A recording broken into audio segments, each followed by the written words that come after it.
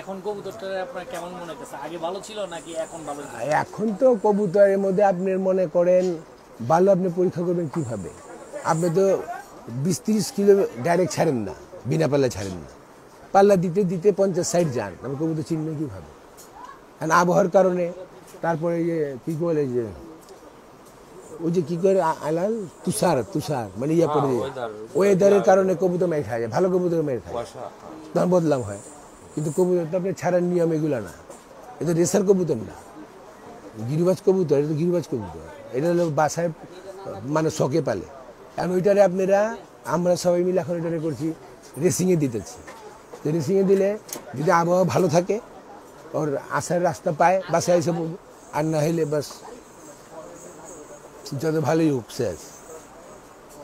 আপনি একই জাতের 5টা ছাড়বেন, 3টায় যে 2টা হয়নি, আর ওই 2টা কি নষ্ট না 2টা খারাপ, এই উত্তর কে দিব কোন? বর্তমানে যে কবুতরের এটা চলতেছে, এটা আপনার মানে মনোপুত না? না না, আপনি একবারে আমার কথা একদম কোনো কসম না, কিছু না, নিজের মন হইলে বড়। 20 কিলো ছেড়ে দেখেন না, বিনা পাল্লায় কখনো ছাড়েননি, দেখেন কয়টা আছে। এটা আমার আরেকজন মুরব্বি এই রেস খেলে দেখেন কার কত বাহাদুরি আছে, এইটা দেখেন। বিনা পাল্লা একদম কখনো ছাড়েননি, 20 কিলো ছেড়ে দেখেন।